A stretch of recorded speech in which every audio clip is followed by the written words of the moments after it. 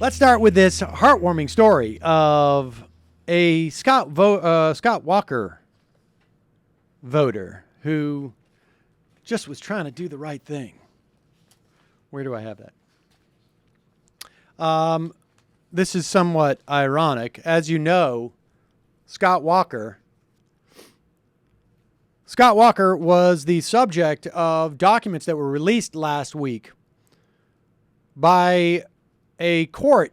These were prosecutor filings saying that Scott Walker was at the center of a, quote, criminal scheme to oversee the coordination of money between outside groups and his campaign and other campaigns in the recall elections in Wisconsin. And the Journal Sentinel has reported that a 50-year-old man named Robert Monroe was caught and charged with voting illegally more than a dozen times in 4 different elections, including the recall elections. And apparently the way they caught this guy was because his son denied requesting an absentee ballot from his father's address in Shorewood. They must have seen some discrepancy there. Shorewood, I guess, is a place in Wisconsin. And then they started suspecting his dad.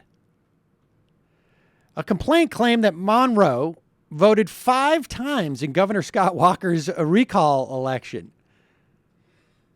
He was also accused of voting illegally in a 2011 Wisconsin Supreme Court election. Remember, that Supreme Court election was for a judge who was necessary to maintain the validity of Scott Walker's law that busted up unions in Wisconsin. He was also charged with voting in a multiple times in a 2012 primary and the 2012 presidential election. It has been determined that he has donated at least to 1 Republican state senator. They used Monroe's cell phone records to prove that he traveled all the way to Indiana to vote a second time in the 2012 presidential election. And so what prosecutors did is they tested some of these absentee ballots for genetic material and found only DNA belonging to Monroe. That seems to be going really. They really put in 100% in that.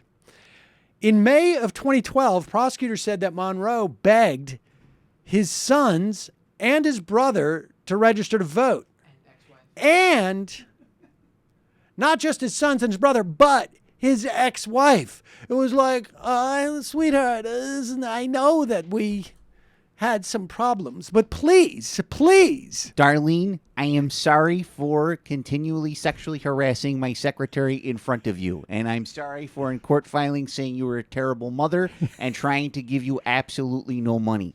I think we need to put this all aside and commit multiple voter frauds for Scott Walker.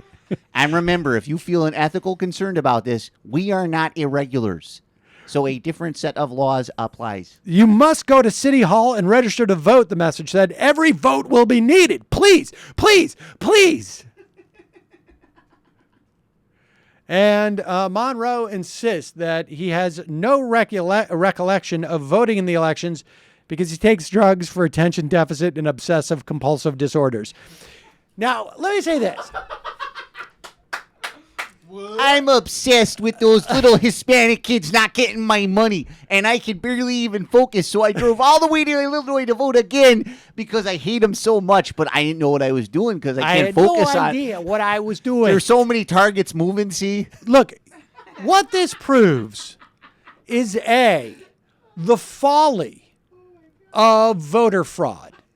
This could very well be one of the few recorded cases of voter fraud, actual voter fraud, in the entire country.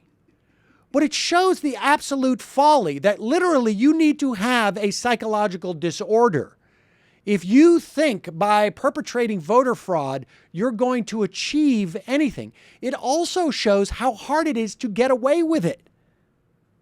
Because there's simply no way to do this in any scale that could impact an election. Maybe, I suppose, short of an election if you are in a town of like 50 people, but theoretically then it would be that much harder for you to do it in the first place. So this proves how ridiculous the idea of voter fraud is. And it leads credence to what we obviously know, that attempts to stop voter fraud are really attempts to stop certain segments of our population from voting. Poor people, elderly people, African Americans, Latinos. That's what it's all about. Now, Monroe faces 13 felony election fraud charges, including voting more than once, voting as a disqualified person, registering in more than one place, providing false information to election officials. You could spend 18 months in prison and pay a $10,000 fine for each. Math, back of the envelope, that's a potential for $130,000. I am not a PhD in mathematics. I am aware of the irony that I am the one engaging in voter fraud. There you go. I will acknowledge that. You also need a significant disposable income to commit voter fraud. And Yeah, the I ability gotta get some type of P.O. box or another house in Indiana, I guess. And also just time to drive around. That's right. Fortunately for me, I have the ability and the economic wherewithal so that I can take time off of work, head down to Indiana if necessary, and perhaps I could have actually traveled to multiple other states, but because of my attention deficit disorder, could not keep it straight in which states I was actually falsely registered in. As I was logging my miles in, I warmed my heart with images of old black ladies struggling onto buses in attempts to get photo IDs so they could just barely make it in time to vote, and in the end missing their polling station as they closed down. Of course, the total irony is that we have all sorts of regulations to fight voter fraud in both states. And as an elderly white guy, I was still able to perpetrate this. I'm actually an expert in these laws, again, ironically, as both an enforcer of really racist and intrusive ones and a breaker of them myself. Best story ever.